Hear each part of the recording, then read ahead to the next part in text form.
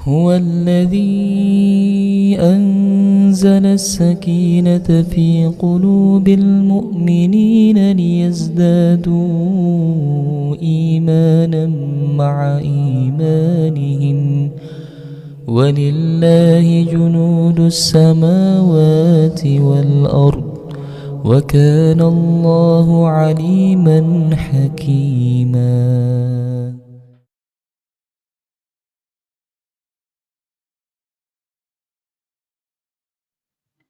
Alhamdulillah, kita bersyukur kepada Allah Subhanahu wa Ta'ala yang memberikan kita kesempatan untuk bertemu pada majelis ini untuk membahas sebagian dari ajaran baginda Rasulullah Sallallahu Alaihi Wasallam yang diajarkan kepada kita untuk kebahagiaan kita di dunia dan di akhirat.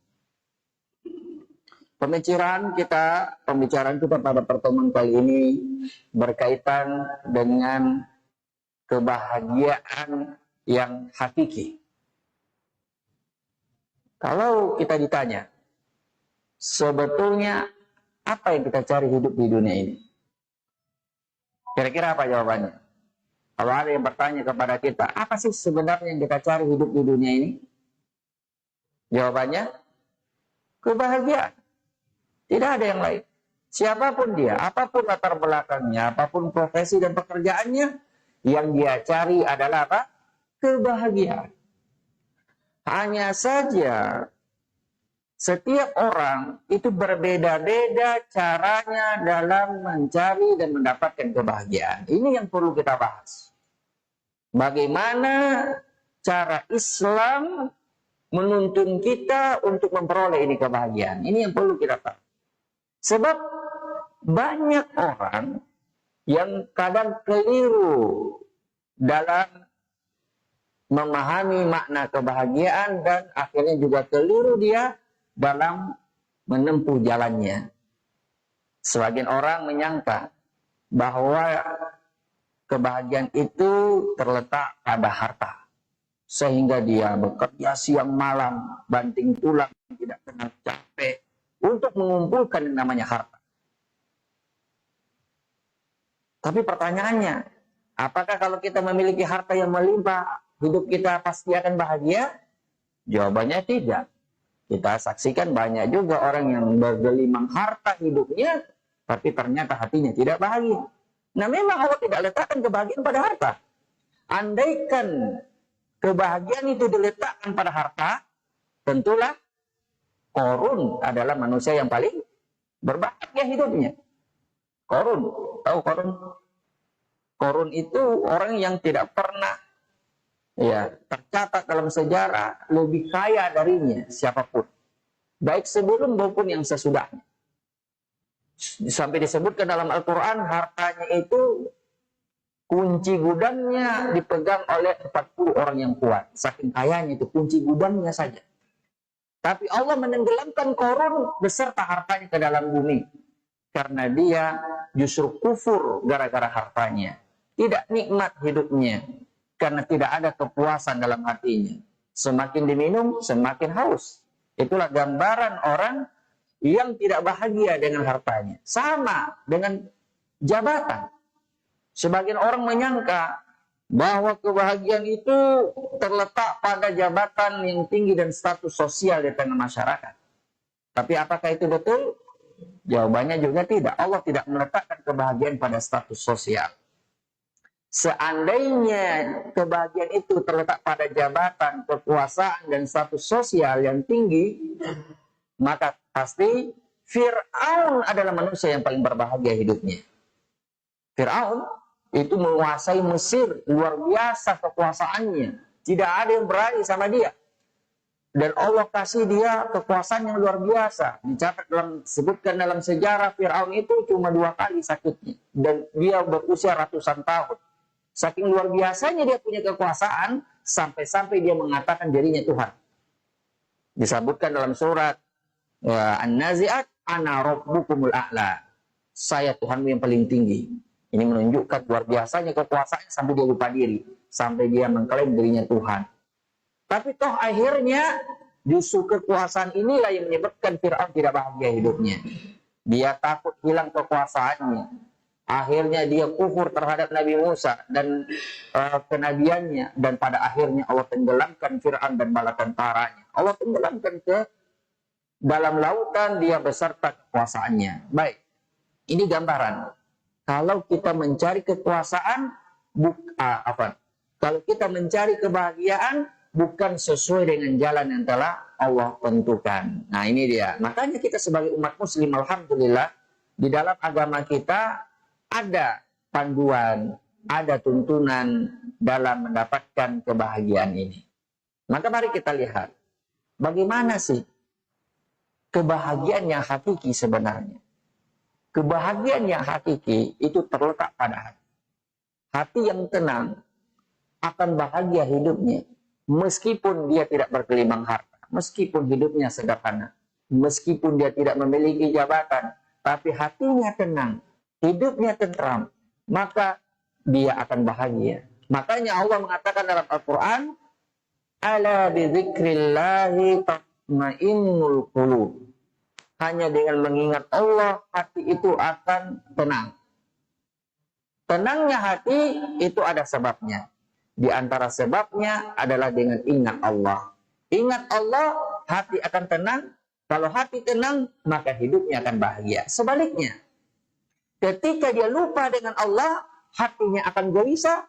Dan ketika hatinya gelisah, hidupnya tidak akan bahagia meskipun dia bergelimang harta. Makanya Allah dalam ayat yang lain mengatakan, "Wa man a'rada an dzikri fa inna lahu ma'isyatan dongka."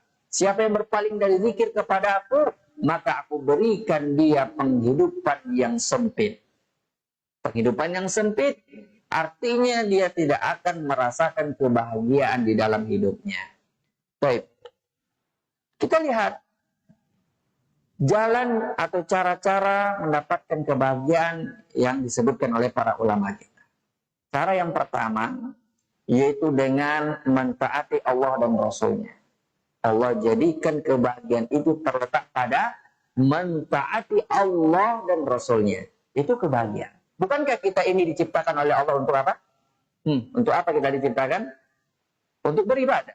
Wa ma khalaqatul jinna wal insa illa liya'budun. Bukankah Allah telah mengabarkan bahwa tidaklah aku ciptakan jin dan manusia kecuali untuk beribadah kepada. Berarti memang tujuan kita ada di dunia ini untuk beribadah kepadanya. Maka kebahagiaan kita itu terletak pada ibadah. Dan alhamdulillah Allah menjadikan ibadah itu bervariasi.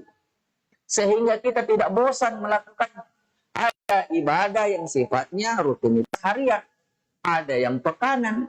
Ada yang bulanan, ada yang tahunan, dan ada yang cuma sekali seumur hidup. Mari kita lihat sifat ibadah yang sifatnya harian. Contohnya apa? Salat 5 waktu. Yang pekanan, ibadah yang dilakukan pekanan. Contohnya salat Jumat. Yang sifatnya bulanan,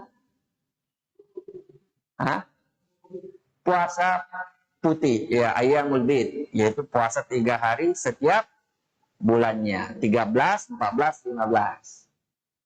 Contoh, puasa tahunan, ibadah tahunan, contohnya apa?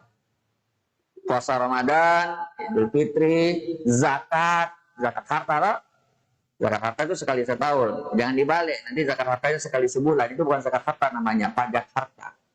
Karena kalau zakat itu ada haul, ada nisab. Ada haul namanya 1 tahun, baru ada nisab standar minimal dari harta, yaitu 85 gram emas kalau kita ikut emas. Kurang lebih 85 juta kalau 1 gramnya itu 1 juta. Nah, itu standar minimal dan berlangsung pada hartanya itu 1 tahun baru keluar zakat. Kalau per bulan itu bukan zakat namanya, itu namanya pajak. Baik. Apalagi ibadah tahunan yang setiap tahun kita kerjakan? Puasa, zakat, apa lagi? Kurban. Jadi itu ibadah tahunan, bukan ibadah sekali seumur hidup, itu kurban. Karena sebagian masyarakat kita ada juga yang berpemahaman begitu, sehingga dalam satu keluarganya itu dia gilir. tahun ini bapaknya, suami, tahun depan lagi istri, tahun depan lagi anak-anaknya. Nah, digilir setiap tahun. Ini keliru jemaah sekalian. Ibadah kurban ibadah tahunan dan cukup diwakili oleh kepala keluarga. Satu kepala dalam keluarga itu, kepala keluarganya berkurban, itu pahalanya untuk satu keluarga. Maka jangan berpemahaman bahwa ibadah kurban itu digilir dalam setiap anggota keluarga itu. Nah, itu ibadah tahunan. Dan terakhir ibadah sekali seumur hidup. Contohnya apa? Nikah. Oh, akikah, bukan nikah ya. Nah, kalau nikah berapa kali seumur hidup, Pak? Hah? Berapa kali nikah seumur hidup? Hah? Semampunya. Berapa kali itu semampunya itu? Bisa satu kali, ada yang mampu 2 kali, ada yang mampu 3. Kalau aturan untuk di TNI berapa kali boleh? 1 kali ya? Boleh lebih? Boleh, bagi yang mampu ya. Nah, jadi lebih bagi yang mampu juga. Bagi yang tidak mampu cukup 1 saja. Dan itu juga aturan Al-Quran. Hukum asalnya itu lebih dari 1. Tapi bagi yang mampu, Allah mengatakan fankihu ma tawbalakum minan nisa'i masna wa sulasa wa ruba' wa in khiftum ala ta'dilu fawahidah. Nikahi 2, 3, 4. Kalau kalian tidak mampu adil maka cukup 1. Jadi hukum asalnya kalau yang mampu itu lebih dari 1. Kalau yang mampu. Tapi kalau tidak maka cukup 1 kali. Maka inilah ibadah yang bervariasi. Akikah ibadah sekali seumur hidup. Cukup kita lakukan sekali seumur hidup maka gugur kewajiban kita. Jangan kita balik ibadah yang mestinya tahunan kita jadikan bulanan seperti tadi zakat. Atau ibadah yang mestinya harian kita jadikan tahunan. Contohnya apa? Ini terbalik ini. Ibadah yang harian menjadi tahunan. Contohnya sholat. Nah, orang sholatnya mestinya setiap hari 5 kali sehari semarak, dia sholatnya 2 kali setahun. Sholat apa itu? Sholat Idul Fitri dan Idul Adha. Nanti itu munculnya di masjid baru pas Idul Fitri dan Idul Adha. Ini keliru ini sangat keliru. Sebetulnya semakin kita taat kepada Allah, semakin kita menjalankan perintahnya, semakin bahagia hati kita. Makanya orang yang paling bahagia itu hidupnya adalah orang yang berjalan di atas perintah Allah dan Rasulnya. Semakin dia taat kepada Allah, semakin dia menjadi hamba Allah, akan menjadi tenang hatinya. Sebaliknya, kalau dia tidak mau menjadi hamba Allah, diperintah dia tidak taat, dilarang dia kerjakan, maka ini orang tidak akan bahagia hidupnya. 2 kemungkinan. Kalau tidak dia menjadi hamba harta, hamba dinar dan dirham, kalau tidak dia menjadi hamba dunia. Dan hamba dinar, hamba dirham, hamba dunia itu tidak ada ujungnya. Seperti kata pepatah, seperti minum air laut, semakin haus. Begitulah hamba dinar. Nabi pernah mengatakan, tak isa abda dinar, tak isa abda dirham, inna idza u'tiya radu, wa idza lam yu'tu idza hum yasfatun. Kalau hamba harta, itu obsesi terbesarnya itu uang. Apapun dia lakukan demi uang. Termasuk bahkan ibadah sekalipun ujung-ujungnya uang. Dikasih uang dia senang. Tidak dikasih dia marah. Ini hamba harta. Dan tidak akan pernah tenang dan tidak akan pernah puas hidupnya. Karena harta itu tidak ada tidak ada maksimal nominalnya, tidak ada batasnya. Di atas bumi itu semakin diminum semakin haus. Ada orang sudah punya motor, kalau dia tidak menjadi hamba Allah di sini, kalau dia menjadi hamba harta, dia tidak akan syukuri itu motor. Ia akan pengen lihat yang lebih besar di atas itu, pengen lagi mobil, dikasih mobil oleh Allah, tapi dia akan lihat lagi yang lebih atas daripada itu. Akhirnya dihalalkan segala cara, meskipun harus korupsi, meskipun harus menipu orang, meskipun harus melakukan keharaman-keharaman, bagi dia yang penting dia dapat harta. Inilah hamba harta yang tidak akan pernah bahagia hidupnya. Itu yang perlu kita tahu. Adapun hamba Allah, subhanallah, hamba Allah itu akan tenang hatinya. Tidak peduli dia mau dikasih oleh Allah kenikmatan, mau diuji dengan kesulitan, baginya sama saja. Orang yang menjadi hamba Allah, yang ahli ibadah, yang kenal dengan Tuhannya, dia itu akan tetap bahagia hidupnya. Jika diuji dengan kesulitan, dia bersabar. Jika diuji dengan kebahagiaan, dia akan bersyukur. Antara ini dengan itu saja hidupnya. Pertama, idza ubtuliya sabar. Jika diuji dengan kesulitan, dia bersabar. Yang kedua, idza u'tiya syakar. Apabila diberi nikmat dia bersyukur. Inilah hamba Allah, tenang hidupnya. Kita mulai dari idza u'tiya syakar. Apabila diberi nikmat oleh Allah dia bersyukur. Bagaimana cara bersyukurnya ini hamba Allah? Dia kalau diberi nikmat oleh Allah sekecil apapun dia syukuri. Bagaimana cara mensyukurinya? Dengan melihat ke bawah. Misalnya dia diberi nikmat motor misalnya. Nikmat besar itu baginya. Kenapa? Karena dia lihat ke bawah. Dia lihat orang yang tidak punya motor. Dia lihat orang yang berjalan kaki. Dia tidak diberi motor oleh Allah. Dia masih bersyukur juga. Bagaimana cara bersyukurnya? Dia diberi oleh Allah kaki. Masih bisa berjalan. Dia lihat orang yang lumpuh. Tidak bisa berjalan. Dan seterusnya. Dia selalu melihat ke bawah. Makanya Nabi SAW mengajarkan kita cara bersyukur seperti ini. Unzuru ila man huwa asfala minkum wa la tanzuru ila man huwa fawqakum fadzalika ajdaru alla tazdari ni'matallahi alaikum, kata Nabi. Unzuru ila man huwa asfala minkum.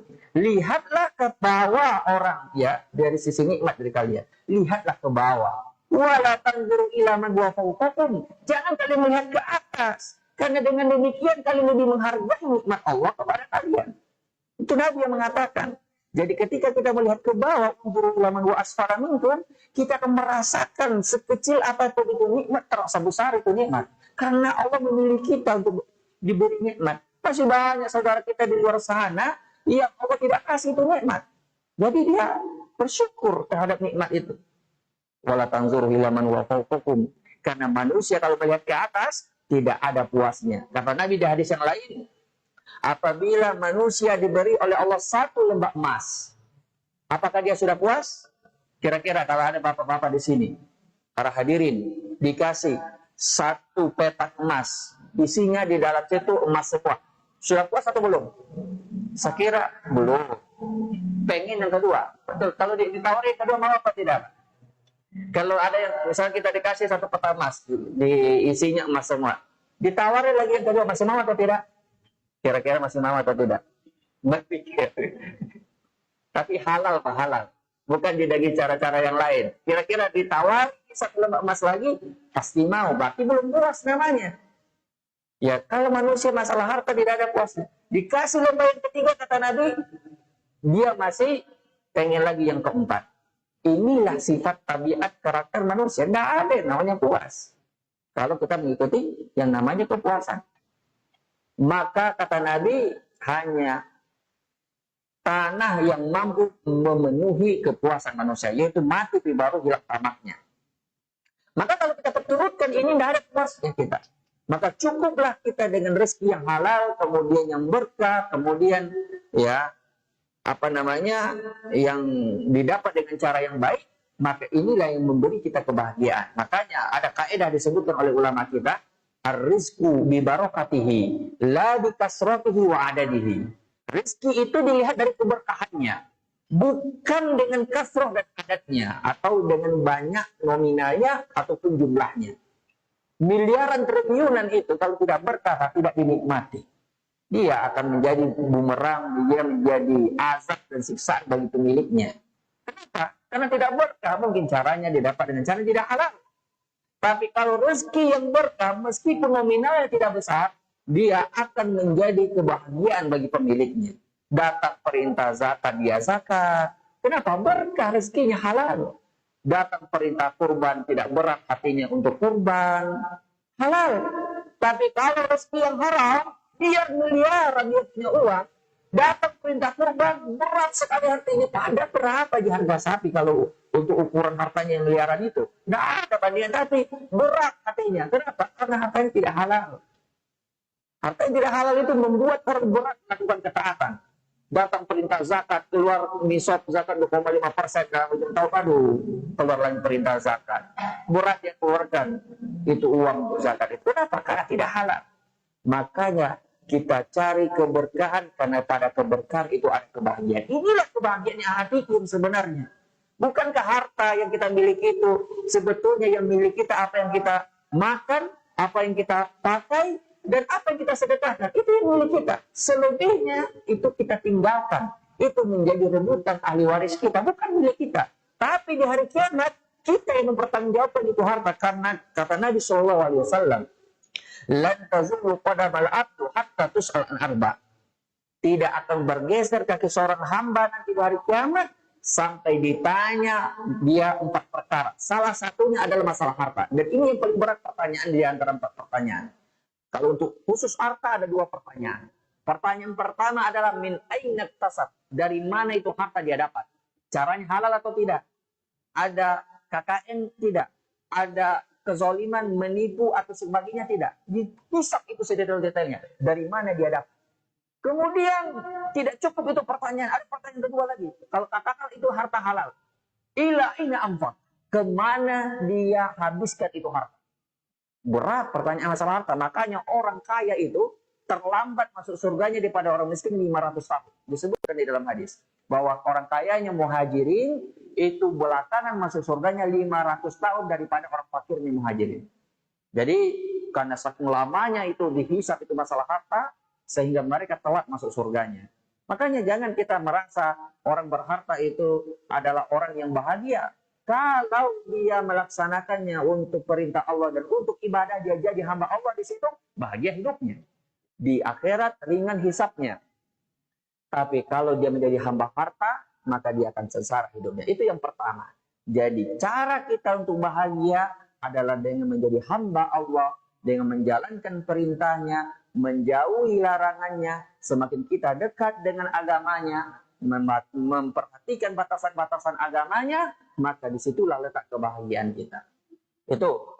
Kemudian poin yang kedua, agar seseorang itu bisa bahagia hidupnya adalah dengan bersabar, bersyukur, dan beristighfar. Itu poin kita yang terakhir pada pertemuan ini. 3 bersyukur, bersabar, beristighfar. Ini cara untuk orang berbahagia, yang untuk kebahagiaan yang hakiki. Pertama, bersabar. Bersabar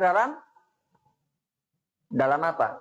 Dalam menerima cobaan, ujian, musibah, kesulitan, bersabar.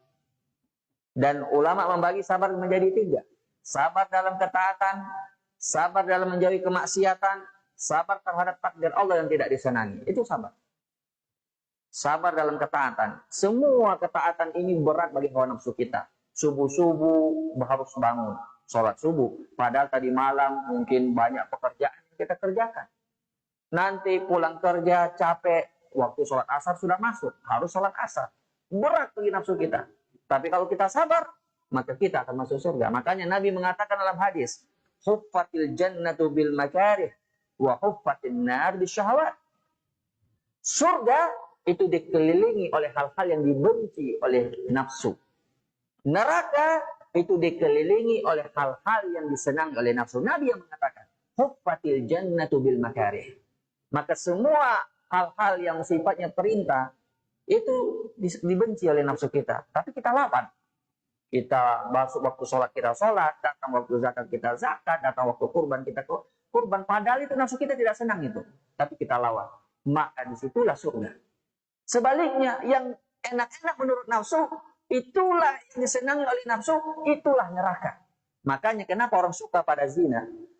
Andaikan tidak ada neraka di situ, tidak ada orang yang mau berzina, Pak. Andaikan itu zina, kalau dengan berzina dia masuk surga, tidak ada orang yang mau berzina. Coba kita pikirkan itu. Kenapa banyak orang mau berzina? Karena disukai oleh syahwat. Karena di situ ada neraka. Coba kita pikir dampak zina. Zina penyakit HIV. Zina di situ nasabnya tidak jelas. Apalagi kalau dia punya anak perempuan. Itu anak zinanya itu tidak bisa dia jadi walinya. Kalau dia paksakan dirinya jadi walinya, itu lagi nikahnya dia juga bernilai zina. Karena tidak sah nikahnya. Dan berarti zina turun-temurun kalau begitu. Bahayanya kalau begitu. Tapi begitulah orang itu kalau sudah, ya istilahnya, sudah kalah oleh syahwatnya, dia akan melakukannya.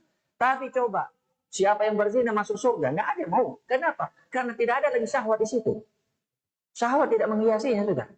Semua korupsi, menipu, riba, apalagi. Pokoknya semua yang enak-enak itu syahwat surga, itu banyak orang yang mau. Coba dikasih halal itu semua. Artinya tidak ada nerakanya, tidak ada syahwatnya, tidak ada orang yang melakukan itu. Dampak riba itu luar biasa. Coba kita berpikir, kita pinjam uang di bank sekian, kembali dengan bunga sekian. Siapa yang mau dengan sistem begitu? Tapi begitulah hiasan syahwat. Segitu indahnya kelihatan, segitu enaknya terasa. Ya dengan adanya riba kita bisa punya mobil mewah, rumah mewah dan sebagainya. Ya kalau tidak ada riba sekarang tidak bisa punya mobil, tidak bisa punya rumah dan sebagainya. Andai kan itu tidak ada semua hiasan-hiasan itu, tidak ada yang mau. Kenapa? Karena zolimnya luar biasa itu riba. Bayangkan itu darah kita dihisap sedemikian rupa oleh riba, namun kita masih tetap melakukannya karena ada hiasan di situ. Makanya harus sabar dalam apa? Menjalani perintah dan menjauhi larangan. Terus yang ketiga, sabar terhadap takdir. Sabar terhadap takdir, kita tahu bahwa takdir Allah itu tidak selalu enak terus. Kadang kita diuji dengan kesulitan. Maka Allah beri kita kabar gembira dalam Al-Quran. Alladzina idza asabathum musibah qalu inna lillahi wa inna ilaihi raji'un. Jadi dia merasa bahwa musibah ini datangnya dari Allah. Dan apa yang diambil Allah darinya itu bukan miliknya. Artinya titipan sudah diambil kembali oleh yang punya. Inilah contoh yang dicontohkan oleh Ummu Salamah. Ketika anaknya meninggal, suaminya pergi melakukan safar dan pulang suaminya. Kemudian dia layani suaminya sebagaimana seorang istri melayani suaminya.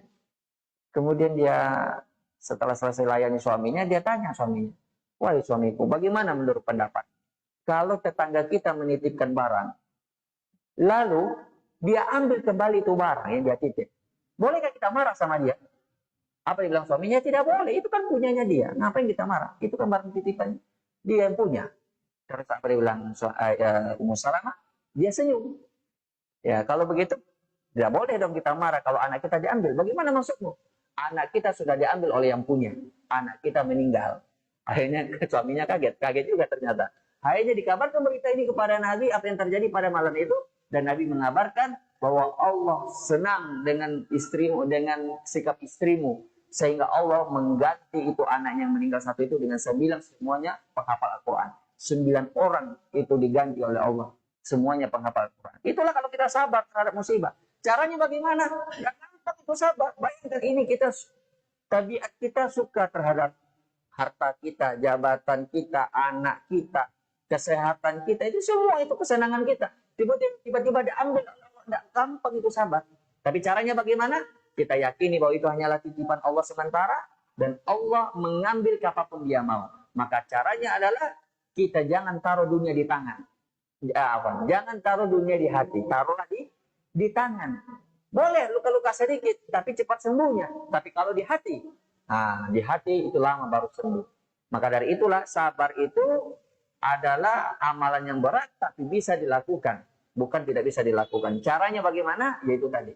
Caranya kita yakini bahwa apa yang kita miliki itu adalah titipan dari Allah. Dan siapa yang mampu bersabar, Allah janjikan baginya pahala yang besar. Itu yang pertama, bersabar. Yang kedua tadi sudah bersyukur. Dan yang terakhir yang ketiga, yaitu beristighfar. Ada enggak yang berani mengatakan dirinya di sini tidak berdosa? Tidak ada dosanya. Saya kira semua kita berdosa. Semua kita melakukan kesalahan. Tidak ada di antara kita yang mengatakan saya itu tidak ada dosanya. Tapi ingat, dosa itu walaupun kita ditulis oleh Allah sebagai hambanya yang pasti melakukan dosa, tapi dosa itu adalah penyebab hidup kita tidak bahagia. Kata Allah Subhanahu wa taala, "Wa man a'rada an dzikri fa inna lahu ma'isyatan dhanka. Wa ma asabakum min musibatin fa bima kasabat aydikum." Jadi dosa itu penyebab segala musibah. Kata Allah dalam Al-Quran, "Wa ma asabakum min musibatin illa bima kasabat aydikum." Tidak ada satupun musibah, tidak ada satupun kesulitan yang menimpa dirimu illa bima kasabat aydikum, kecuali sebabnya adalah dosa akibat tanganmu sendiri. Jadi kalau istri kita tidak taat kepada kita, marah-marah terus kerjanya, anak kita tidak penurut misalnya, atau kita mendapatkan masalah terus tidak selesai-selesai itu masalah, atau kita dapat penyakit-penyakit yang tidak kunjung sembuh-sembuh, bisa jadi itu adalah akibat dosa. Maka obatnya apa? Fastaghfiru rabbakum innahu kana ghaffara. Minta ampun kepada Allah. Jadi dosa itu walaupun memang ditulis untuk kita, tapi harus kita minta ampun darinya. Kenapa? Karena itu penyebab bencana bagi kita, penyebab musibah bagi kita. Tidak ada satupun yang menimpa kita dari musibah maupun kesulitan kecuali akibat dosa yang kita lakukan. Makanya itu yang ketiga itu beristighfar. Iza atnaba astaghfar. Apabila dia berdosa, dia beristighfar. Dan itu juga sebenarnya kunci dari segala masalah. Kunci dari kelapangan rezeki. Kunci dari kelapangan pekerjaan kita. Ada seorang wanita. Dia divonis oleh dokter mandul. Tidak bisa memiliki anak. Dokter ahli kandungan memvonisnya mandul. Tapi perempuan ini tidak putus asa. Dia berobat lagi, berusaha ikhtiar sebagai manusia. Suatu ketika dia sholat di belakang seorang imam dan dia membaca surat Nuh. Dia baca surat Nuh. Fastaghfiru rabbakum innahu kana ghaffara yursilis samaa 'alaikum midrara wa yumdidukum bi amwali wa banin wa yaj'al lakum jannati wa yaj'al lakum anhara. Wa yumdidukum bi amwali wa banin. Ini yang saya cari. Allah memberikan dia harta dan anak. Tapi Allah memulainya tadi dengan apa? Fastaghfiru rabbakum. Kuncinya cuma satu, istighfar. Fastaghfiru rabbakum. Allah akan beri semuanya ini. Allah kasih anak, Allah kasih harta, Allah kasih semuanya. Dan dia praktekkan ini. Dia praktekkan, terus dia istighfar terus kepada Allah. Akhirnya apa yang terjadi? Beberapa bulan kemudian, dia merasa ada yang mual atau bagaimana dia rasa. Dia cek ke dokter. Tatkala cek ke dokter, dan ini kisah nyata. Tatkala dokter periksa, subhanallah. Kaget itu dokter yang tadi memvonisnya. Gimana caranya? Ternyata dia hamil. Itu tidak ada mustahil bagi Allah. Karena perkaranya bagi Allah cuma 2 huruf saja. Kaf dan nun. Apa itu? Kun. Fayakun. Jadilah maka terjadilah. Ada yang mustahil dalam hitung-hitungannya Allah. Hitung-hitungan manusia mungkin ada yang mustahil. Tapi bagi Allah tidak ada satupun yang mustahil. Begitu juga keutamaan istighfar ini yang dipraktekkan juga oleh seorang penjual roti. Ini disebutkan dalam biografinya Imam Ahmad. Tatkala Imam Ahmad itu suatu ketika tidur di masjid dan dia diusir oleh marbot masjid. Zaman dulu kan belum seperti zaman medsos sekarang. Kalau ada medsos zaman itu mungkin sudah terkenal Imam Ahmad di mana-mana. Tapi belum ada kamera waktu itu. Belum ada FB, Facebook, YouTube dan sebagainya. Segala macam Instagram belum ada. Jadi orang di sana itu tidak kenal bahwa itu ada imam besar, Imam Ahmad, Imam Al-Hadis yang menghafal 1 juta hadis. Kemudian diusir dia oleh marbot masjid. Kemudian beliau keluar dan berusaha mencari tempat dan ada tukang roti. Dibawalah ke rumahnya. Tatkala Imam Ahmad melihat ini tukang roti, Imam Ahmad takjub dengan amalan ini si tukang roti. Apa yang dia lakukan? Dia istighfar terus kerjanya. Dia bikin roti istighfar, duduk istighfar, berjalan istighfar, mau tidur istighfar. Sampai Imam Ahmad bertanya, apa yang Allah telah berikan kepadamu dari amalanmu ini? Yaitu memperbanyak istighfar ini. Apa yang telah kau dapatkan dari amalanmu ini? Memperbanyak istighfar ini. Lalu si tukang roti menjawab, saya mendapatkan semua yang saya minta kepada Allah. Apapun yang saya berdoa kepada Allah, Allah kabulkan. Kaget Imam, luar biasa. Tapi ada satu yang saya minta belum Allah kabulkan sampai sekarang. Dia bilang, si tukang roti. Semua permintaan saya dikabulkan oleh Allah. Tapi ada satu permintaan yang saya bisa minta, tapi sampai sekarang belum dikabulkan oleh Allah. Apa itu dibilang Imam? Kira-kira apa kira-kira? Permintaannya satu itu. Siapa yang tahu? Ya, ketemu Nabi Muhammad, meninggal tidur itu pasti. Meninggal dulu kalau ketemu dengan Nabi Muhammad. Atau bisa juga lihat dalam mimpi. Tapi permintaannya yang satu ini adalah, kata beliau, ada satu permintaanku yang belum dikabulkan oleh Allah, yaitu bertemu dengan Imam Ahmad. Bertemu dengan Imam Ahmad. Menangis Imam Ahmad mendengar ini. Hadzal ladzi yajuruna ilaih. Kata Imam Ahmad, inilah mungkin menjadi sebab saya ini diseret ke sini. Inilah Allah ingin mengabulkan ini doa orang sehingga saya sampai bela-belain datang ke sini. Ini cara Allah untuk mengabulkan doa orang ini. Bayangkan itu. Tidak ada yang mustahil kalau Allah menginginkan sesuatu. Maka ini faedahnya adalah kalau kita banyak beristighfar, Allah mudah kabulkan doa kita. Karena penghalang terbesar doa itu apa sih sebenarnya? Dosa. Dosa. Kalau dosa kita itu ringan, dosa kita itu sedikit, kita berdoa dikabulkan oleh Allah. Bukan kalau Allah telah mengatakan dalam Al-Quran, "Ud'uni astajib lakum." Berdoa kepada aku kabulkan. Cuma kadang kita sering berdoa tidak dikabulkan. Kenapa bisa? Dosa. Dosa penghalang doa kita. Bahkan Nabi telah mengatakan, wa mat'amu haram wa malbasu haram wa ghudhiya bil haram fa anna yustajabu lidzalik. Makanannya haram, minumannya haram, dan dia berpakaian dari yang haram. Bagaimana Allah mengabulkan doanya? Jadi ada penghalang doa. Jadi dosa itu penghalang doa. Kalau kita sering istighfar, maka akan ringan dosa kita dan mudah dikabulkan doa kita. Wallahu a'lam. Inilah bagaimana caranya kita mendapatkan kebahagiaan yang hakiki. Sekiranya saya cukupkan dulu sampai di sini, karena tadi bilang cuma setengah jam. Apakah ada sesi tanya jawabnya atau tidak? Kalau ada silakan. Kalau ada yang mau bertanya seputar masalah ini atau masalah yang lainnya, dipersilakan. 1-2 pertanyaan mungkin, silakan. Allahu a'lam.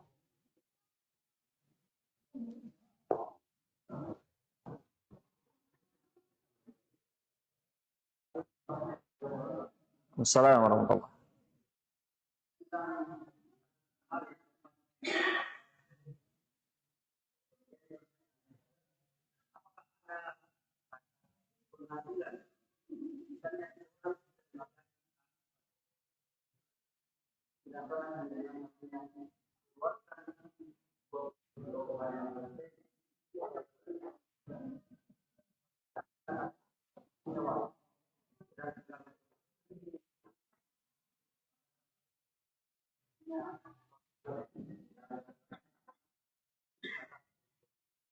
Baik.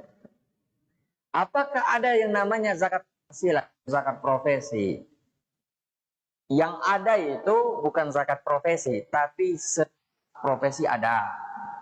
Pajak profesi ada. Itu pajak itu aturan dibikin perintah, dia dipotong secara otomatis secara langsung 2,5%. Itu aturan. Itu namanya pajak. Tapi kalau zakat, zakat itu ada aturannya dalam Islam. Itu tauqifiyah, dia seperti ibadah yang lainnya. Seperti sholat ada aturannya, puasa Ramadan ada aturannya, haji ada aturannya. Begitupun zakat harta ada aturannya. Keluarnya 2,5% lebih. Itu aturan. Dan waktunya, haulnya 1 tahun. Itu aturan. Adapun zakat profesi sekarang itu istihad sebagian ulama. Di antaranya Syekh Yusuf Tawi, dan dia sudah meninggal. Dan itu diambil istihad ini oleh lembaga Basnas misalnya, dan itu saya sering berdiskusi dengan mereka. Saya bilang tidak ada yang namanya zakat profesi. Dari dulu itu sudah ada yang namanya profesi dan tidak pernah keluar zakatnya. Sekarang baru muncul itu istihad baru. Tidak ada zakat profesi dalam Islam ya dari dulu, dan ini istihad baru datang belakangan. Itu satu. Dan kalau kita dalami dan analisa ini istihad, kita bisa kritik secara ilmiah sebetulnya. Satu kritikannya, mereka katakan ini zakat harta. Berarti ikut nisab zakat harta. Nah, nisabnya zakat harta, berarti yang keluarnya juga 2,5%-nya itu ikut zakat harta. Jadi semuanya mestinya ikut zakat harta. Itu mestinya ini zakat profesi ini. Tapi anehnya, masalah waktunya dia tidak ikut zakat harta. Masalah waktunya. Dia ikutnya zakat pertanian. Allah berfirman dalam Al-Quran, wa atu haqqahu yauma hasad. Berikan haknya ketika pada saat panen. Misalnya di sini kita petani beras atau petani bawang. Petani beras mungkin berapa kali setahun panennya itu? 2 kali ya? 2 kali. Berarti 2 kali keluar zakatnya dalam setahun. Kapan panen keluar zakat? Begitu juga misalnya 3 kali, misalnya 2 kali dalam setahun keluar zakat. Kali atau 2 kali sesuai dengan waktu panennya. Nah, jadi anehnya zakat profesi ini waktu haulnya ini atau waktu keluar zakatnya ini diambil zakat pertanian. Tapi pas nisab diambil zakat harta. Itu kan ngawur namanya. Tidak konsisten. Kalau dibilang ini zakat harta, ikut semuanya zakat harta.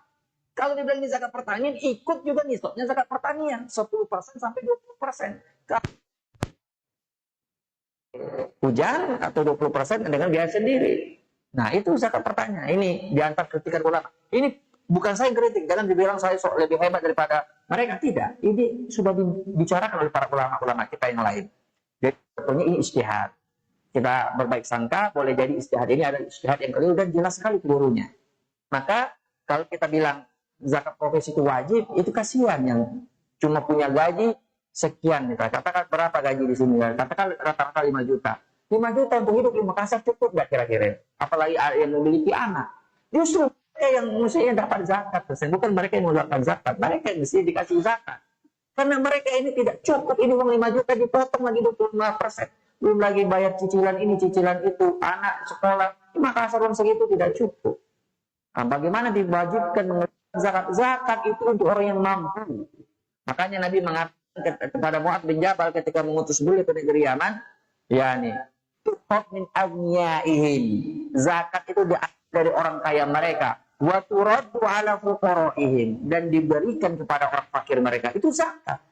Kalau orang yang kebutuhannya juga masih nombok dan belum mencukupi diambil zakat, itu bukan zakat namanya. Apalagi kalau secara paksa, itu pajak namanya. Itu aturan kan, kalau pajak kan diikat dengan aturan, itu berarti secara paksa. Pajak namanya. Kalau sukarela, sedekah namanya. Soalnya kalau, wah saya mau sedekah deh sekian, boleh, silakan. Itu kan sukarela.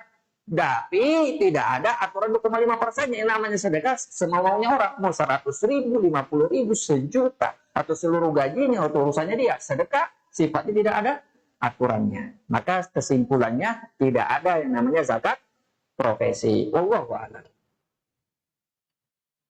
Nah, silakan kalau masih ada. Kalau tidak ada, saya kira cukup. Ya, terakhir. Kurban. Ya. Masih banyak yang dibuat menjelaskan bahwa setiap tahunnya dia berbeda-beda. Ya. Bahwa tahun ini istrinya, ya. tahun depan lagi suaminya. Ya. Kami mohon penjelasan. Kan jadi setiap tahunnya itu pokoknya suaminya sama itu bisa saja seperti itu, suaminya seperti itu. Karena pemahaman di luar banyak hal seperti itu. Baik. Ketika seorang tabi'in yang bernama Atha bin Yasar, ulama tabi'in, bertanya kepada gurunya seorang sahabat yang bernama Ayyub Al-Ansari, "Kaifa kana udhiyah fi ahdi Nabi sallallahu alaihi wasallam?" Bagaimana kurban di masa Nabi? Seorang tabi'in bertanya kepada sahabat. Sahabat jelas tahu ya, karena dia hidup bersama Nabi. Lalu sahabat yang mulia ini Abu Ayyub Al-Ansari menjawab, "Kana ar-rajulu yudahi syatan an nafsihi wa an ahli baiti." Dulu di masa Nabi berkurban itu, seorang laki-laki, seorang kepala keluarga hanya berkurban untuk dirinya dan keluarganya. Dan para ahli hadis menjelaskan yang di keluarga dalam hadis ini adalah orang yang menjadi tanggungan nafkahnya. Misalnya istri dan anak-anaknya. Kalau seandainya anak-anaknya bukan lagi jadi tanggungan nafkahnya, misalnya anaknya sudah katakanlah sudah bekerja dan sudah berkeluarga, maka tidak bisa dimasukkan. Karena bukan lagi menjadi keluarga tanggungan nafkahnya. Jadi yang dimaksud dengan keluarga di sini adalah apa yang menjadi tanggungan nafkahnya. Maka cukup diwakilkan seekor kambing. Adapun ya tradisi atau kebiasaan sebagian masyarakat kita yang masih menggilir itu jatah berkurban, itu kurbannya sah-sah saja. Hanya saja dia membatasi pahala kurban itu. Karena kenapa? Karena kalau seandainya anaknya yang berkurban, bukan keluarga itu yang berkurban, itu yang mendapat pahala cuma yang berkurban itu aja. Tidak satu keluarga yang berkurban. Karena bukan dia kepala keluarga. Tapi kalau kepala keluarga yang berkurban, misalnya bapaknya menjadi kepala keluarga, itu mewakili istrinya, mewakili anaknya. Maka setiap tahun kepala keluarga yang berkurban. Makanya ketika Nabi bersabda, "Man arada an yudahi," siapa yang ingin berkurban, fala yamusanna min sya'rihi wa min afarihi syai'an idza ahalla hilal dzulhijjah hatta yudahi. Apabila seorang ingin berkurban dan telah masuk bulan Zulhijjah, maka jangan dia potong kukunya, jangan dia potong rambutnya sampai dia berkurban. Kata para ulama, kalimat man arada di sini adalah untuk kepala keluarga. Karena di sini hadisnya konteksnya adalah berkaitan dengan kurban untuk satu keluarga, satu ekor kambing satu keluarga. Nah, yang dilarang di sini siapa? Kepala keluarga. Jadi yang berkurban dalam keluarga itu adalah kepala keluarganya. Dia mewakili seluruh anggota keluarganya. Tapi kalau yang berkurban istrinya atau anaknya secara bergiliran, kurbannya sah, hanya saja pahalanya hanya untuk yang bersangkutan, tidak mencakup untuk satu keluarganya. Ini tradisi harus kita perbaiki, harus kita ubah dan kita perbaiki. Baik, wallahu a'lam. Saya kira cukup. Mudah-mudahan bermanfaat. Assalamualaikum warahmatullahi wabarakatuh.